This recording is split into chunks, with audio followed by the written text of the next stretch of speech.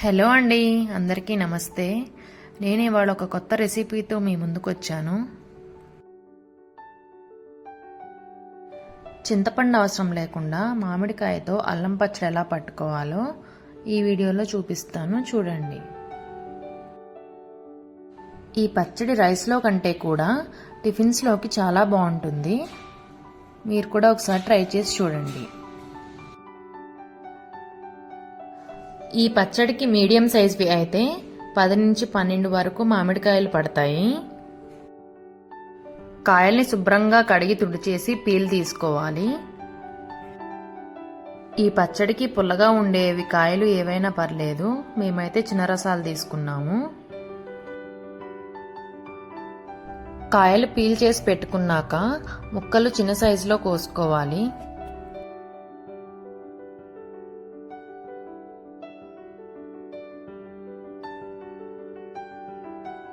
మాగాయ ముక్కల్లాగా కోసుకుంటే సరిపోతుంది.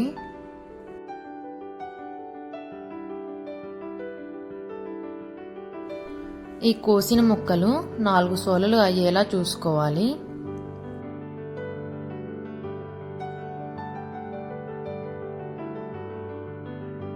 వీటిని 4-5 గంటల పాటు ఎండలో పెట్టుకుంటే సరిపోతుంది.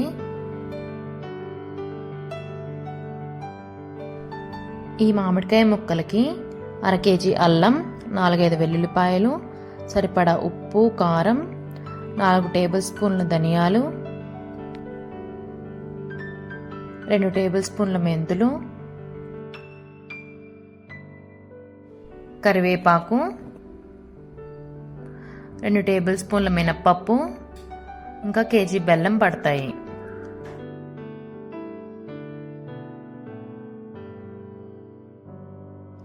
అల్లం పీల్ చేసుకొని కడిగి శుభ్రంగా తుడుచుకోవాలి.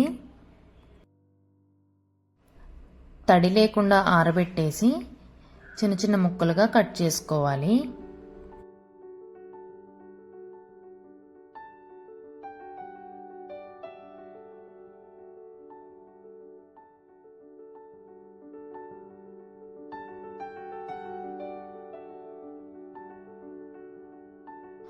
బెల్లం మెత్తగా పొడి చేసుకొని ఒక బౌల్లోకి తీసుకొని 1/2 లీటర్ వాటర్ వరకు పోసుకొని స్టవ్ మీద పెట్టుకొని సిమ్లో పెట్టుకోవాలి.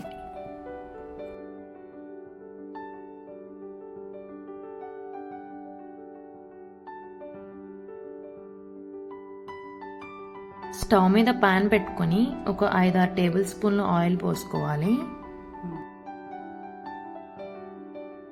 ఆయిల్ వేడయ్యాక 2 టేబుల్ స్పూన్ల మినప్పప్పు వేసి దూరగా వేయించుకోవాలి. మినప్పప్పు కొద్దిగా వేగాక 2 టేబుల్ స్పూన్స్ మెంతులు వేసుకోవాలి.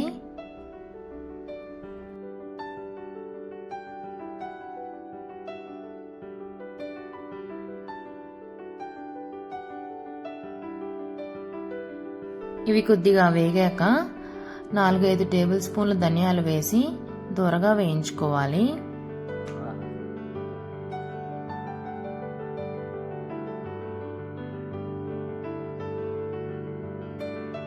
ధనియాలు కూడా వేగిపోయాక కరివేపాకు వేసి వేయించుకోవాలి.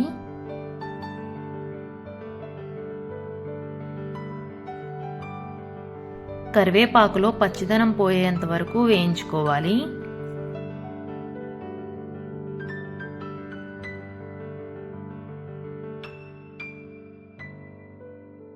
ఇవన్నీ వేగిపోయాక వేరే ఒక ప్లేట్లోకి ట్రాన్స్ఫర్ చేసుకోవాలి.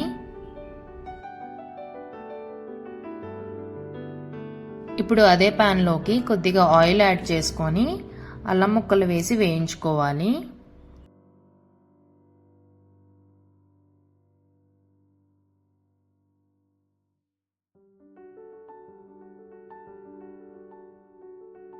అల్లం బాగా దూరగా వేయించుకోవాలి.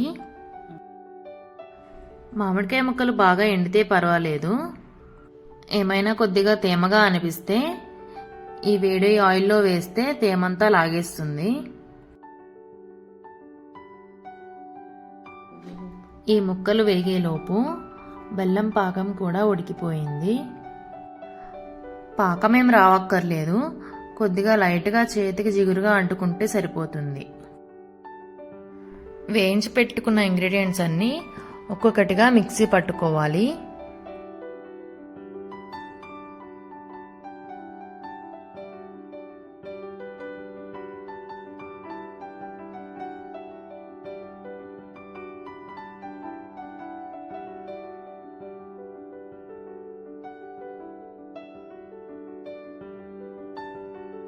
మిక్సీ పట్టుకునేటప్పుడే సాల్ట్ కూడా కొద్ది కొద్దిగా వేసుకొని మిక్సీ వేసుకోవాలి.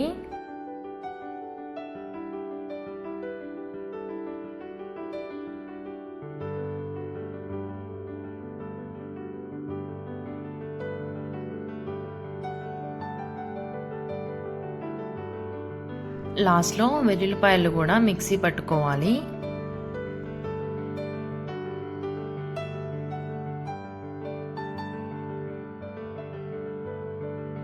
ఈ బౌల్లోనే 2 కప్పులు కారం కూడా వేసుకోవాలి. కారం ఘాటు తక్కువది కాబట్టి 2 కప్స్ వేసాము.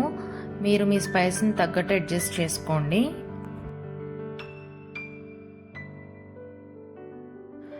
ఇప్పుడు బెల్లం పాకం దీనిలోకి వడకట్టుకోవాలి.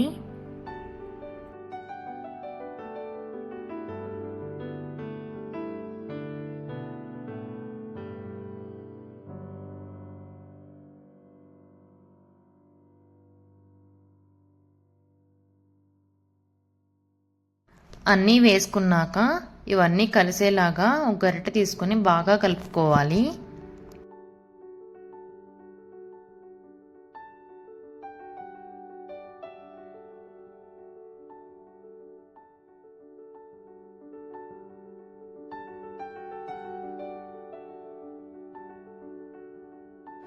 ఇది పలచగా ఉన్నట్టు అనిపిస్తుంది, కానీ మొత్తం కలిసేసరికి కారం ధనియాల పొడి మొత్తం పీల్చేసుకొని గట్టిపడుతుంది.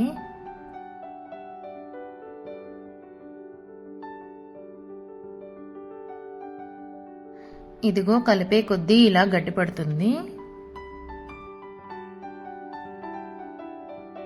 ఆయిల్ ఎక్కువే వేసి వేయించాం కాబట్టి ఇంకా తాలింపు కూడా ఏమీ అక్కర్లేదు. ఈ వీడియో కనుక మీకు నచ్చినట్లయితే లైక్ చేయండి, షేర్ చేయండి, సబ్స్క్రైబ్ చేసుకోండి.